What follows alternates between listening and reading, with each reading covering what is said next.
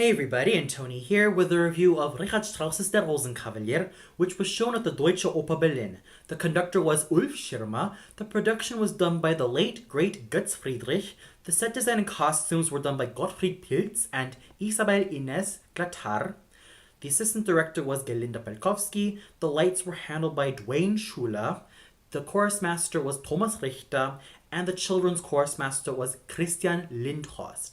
And this also marks the second production I've seen of Rosenkavalier. As I said before, this opera lives and dies through its witty and clever writing done by the librettist Hugo von Hofmannsthal, the wonderful and gorgeous music composed by Richard Strauss, and of course, the colorful characters. We have the main roles of the spinto or dramatic soprano role of the Marschallin, the dramatic or Wagnerian soprano or Zwischenfach role of Octavian, and the light lyric soprano role of Sophie von Faninal. We also have the antagonist in the form of Baron Ochs from Lechenau, who is usually performed by a basso. The supporting characters also include the likes of the dramatic baritone role of Herr von Faninal, the full lyric or spinto soprano part of Marianne Leitmetzerin, the character tenor role of Valzacchi, the contralto role of Annina, and the spinto tenor part of the Italian tenor.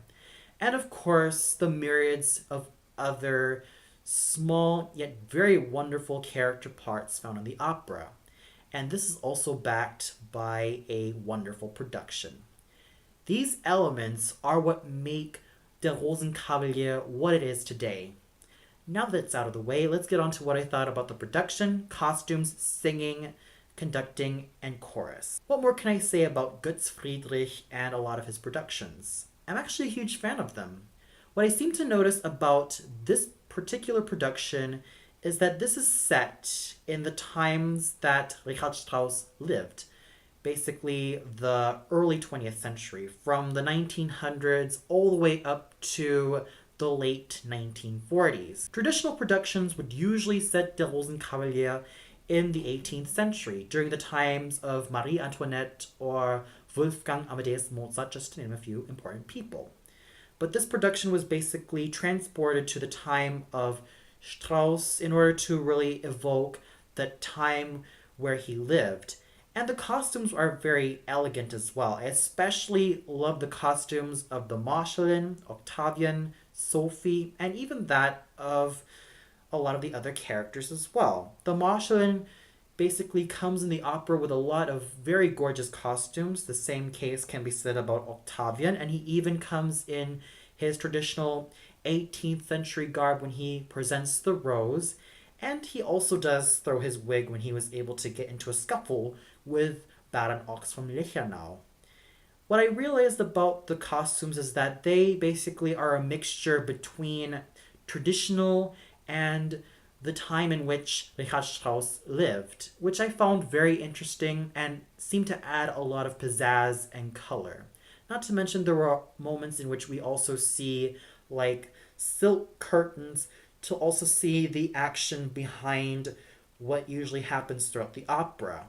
And even in the second act, instead of Octavian just leaving the house lickety-split, we even see him plotting with Valzacchi and Annina about what they're going to do with the Baron, which I found really wonderful. What more can I say? The production and the costumes were just absolutely gorgeous. They really do speak to the text, to the libretto, and everything about Der Rosenkavalier, even if it was set in the 20th century.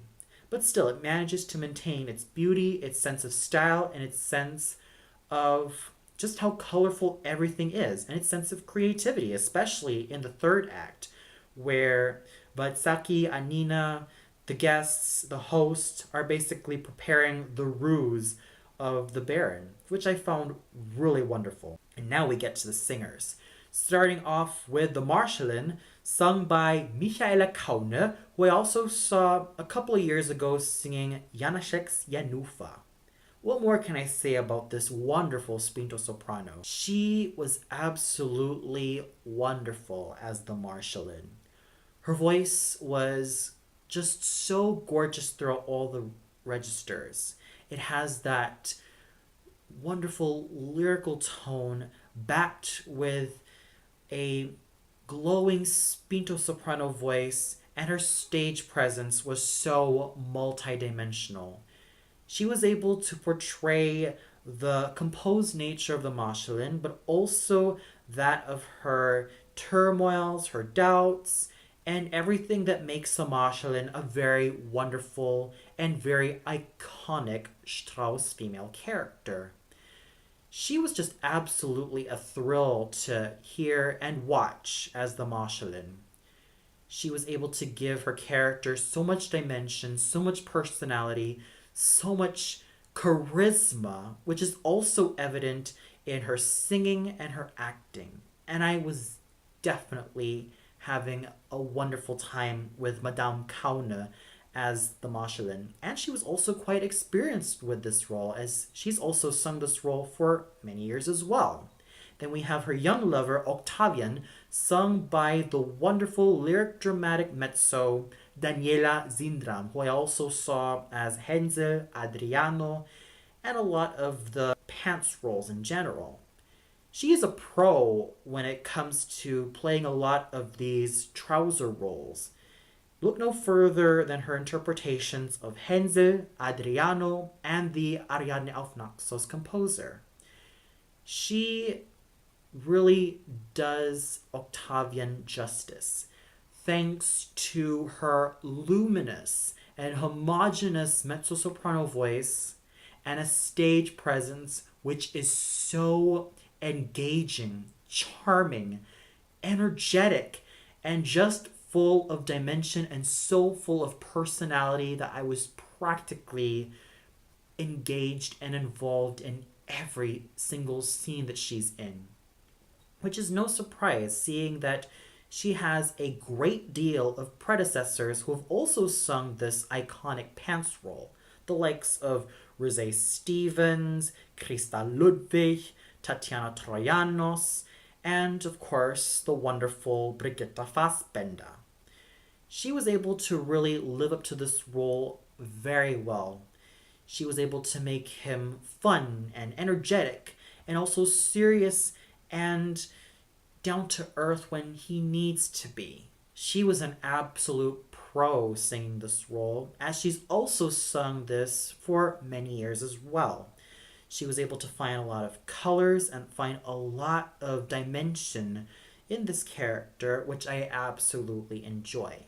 Then we have the young Princess Sophie von Faninal, sung by Shaban Stagg, who I've been seeing a lot of in terms of the wonderful productions done by the Deutsche Oper Berlin. What more can I say about Miss Shaban Stagg and her singing? It is of the highest regard. She has a luminous, bright, and sparkling timbre, which is so ideal for a lot of these delicious and gorgeous ingenue roles. Her Princess Sophie was just so well done in its dimension, as she was able to make her a very plucky character, yet also give her a sense of girlishness as well. She was able to make Sophie a very multidimensional character with her pluckiness, her charm, her girlishness, and her dimension as an actress. And her singing, what more can I expect from it? It is so silvery and so gorgeous that I was practically involved in her portrayal. She has a darling stage presence, which, like I said, is very ideal for a lot of these delicious ingenue soprano roles. And her trio in the third act with Zindram and Kaune was just so well done. Their voices blended so gorgeously. And the trio in the third act is what very much defines this opera, as this opera basically lives and dies through this trio, with the female voices really blending well, because without this trio, you might as well not have this opera. All in all, I really have to say that Shaban Stagg continues to deliver such wonderful performances and just continues to do a great job with each role that she's able to perform. Then we have the main antagonist of Baron Ochs von Lechenau, sung by Albert Pesendorfer, who uses his basso profondo voice to such a great advantage, and his acting was so well done. Usually, the trap of playing a lot of comic villains would be being too hammy, being too farcical, or being too clownish. With Albert Pesendorfer, he was able to find that humanity in Ochs and that nobility that makes him part of the higher class. And he was able to bring a lot of charm, a lot of wit, and just a lot of fun to this character, all backed by a very fine technique and his basso voice being its usual rich, round, cavernous self. It was just a well done performance, and he really was enjoyable in this wonderful villainous role. I wouldn't really say it's a villainous role, but it's sort of an antagonist role who can be human and who can be very fun, much like Osmin, his predecessor. He's very fun in this role, giving a sense of humanity, charm, and just a plain sense of wit and a lot of wonderful moments found in any great Ochs. Then we have Sophie's father, Herr von Faninal, sung by a dramatic baritone who is a new name for me, and his name is Michael Kupfer-Radecky. Now, I've read his biography, and he seems to be much in demand for a lot of the dramatic baritone or Helden baritone parts, mainly the likes of Hans Sachs from Die Meistersinger von Nuremberg, Wotan from The Ring Cycle, Scarpia from Tosca, and many other iconic Helden baritone parts. His singing was of the highest regard. It's round, it's rich, it's penetrating, and it's just excellent in timbre. And his acting as the nouveau riche parvenu was just absolutely well done, choosing to find the humanity and that composure and really playing along with it. He really knew how to make this gentleman just so noble and so multidimensional that he was so enthralling to watch on stage. And it's backed by a fine technique found in his gorgeous, round, Helden baritone voice. Then we have the two Italian conspirators, Valzacchi, sung by Patrick Vogel, who I also saw 1 year ago singing the role of Zelem from The Rake's Progress, who has a fine lyric tenor voice. And what I've seemed to notice about him singing Valzacchi is that he's not nasal sounding and he's not too hammy in this part. He managed to act so naturally, which is quite the relief when it comes to a character tenor part as Valzacchi. He sings the part. He doesn't resort to barking, nor does he resort to nasal sounds. He resorts to gorgeous singing and fine acting all throughout. And the Annina, sung by Stephanie Loricella. Usually I would love a mezzo contralto or a contralto voice to sing this wonderful character part. Any singer who has sung the likes of Waltraute from Götterdämmerung, the First Maid from Elektra, Lola from Cavalleros de Canna, Emilia from Otello, Baba the Turk from Rake's Progress, and even the voice from the heavens from Parsifal, and a lot of those wonderful mezzo contralto parts. And I thought that with Stephanie Loricella, her voice was gorgeous, her acting was absolutely beautiful, and she has a very commanding stage presence, making the best of this wonderful character role. The Italian singer was sung by the wonderful American lyric tenor Matthew Newlin, who was able to bring such a lyric tenor voice to this wonderful aria, Di rigore amato. And even though I would have loved to have a more spinto tenor voice sing this wonderful character role, he was able to just sing his role very well. And his acting was also quite fun to watch as well. He was able to make the Italian tenor a sort of a male prima donna on stage. Someone who doesn't like to be upstaged, and someone who just loves his art, and just someone who loves the spotlight. He just managed to have a lot of fun with this wonderful character part. The role of Marianne Leitmetzerin was sung by Fionnuala McCarthy, and I thought that she did very fabulously with this wonderful character part. She was able to make Marianne sort of like a cool big sister to Sophie, and almost like a wonderful friend to her as well.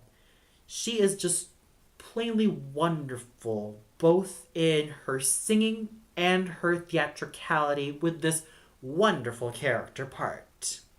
And then we have the Commissioner, sung by Seth Carrico, who is able to give such a nobility and such a fine, strong presence in this thankless yet rewarding character part. And of course, we have the smaller roles of the host of the Marschallin, done by Peter Maus, who used his character tenor voice to his great advantage. The Major Domo of the Faninals, sung by Jörg Schörner, who also has a superb character tenor voice. The Host, sung by Matthew Pena, who has a fine lyric tenor voice.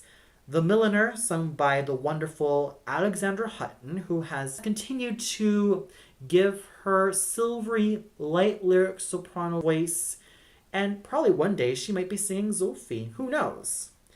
And then we have the Three Noble Orphans, sung by Sabina Diekmann, Gabriele Goebbels, and Christa Veron, whose voices blended very, very well. The Mother, sung by Zatu Lohi, who has a very fine stage presence. And of course, the list goes on with a lot of the players done by Jodke Pepke's flautist. The Mohammed, played by Jason Bauteng. The hairstylist, done by Jonas Laraki. His assistant, done by Sandra Maya. The lackeys of the Marschallin, done by Heitzo Appel, Ulrich George, Tadeusz Milewski, Rüdiger Scheibel. Leopold, done by Olli Rantapesa. Almircia, done by Frank Zufalco. The Doctor, done by Karsten Meyer. The Dancing Couple, done by Silke Sense, Christopher Matt. The Four Waiters, done by Ralf Erschrig, Mike Fischer, Heiner Bossmeyer, and Emma Nagne Jun. And the Children and the Chorus, sung by the Children's Chorus and the Kinderstatisterie, and of course the chorus of the Deutsche Oper Berlin. They have all sung and acted their roles very well. So I'm not going to mince words here. The acting and singing found in this particular production was so well done. Everybody was able to pull themselves together and give such an excellent ensemble piece. And the conducting done by Maestro Ulf Schirmer was quite well done.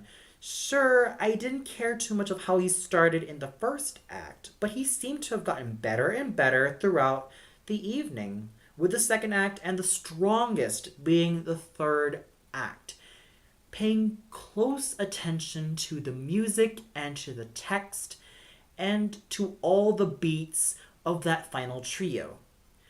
So, what more can I say? This was definitely a wonderful evening for opera, especially with an opera as famous as Rosenkavalier. If you haven't seen this opera yet, I highly suggest that you go check it out. You will definitely love the music done by Richard Strauss, and of course, the elegant productions, which tonight was done by Götz Friedrich.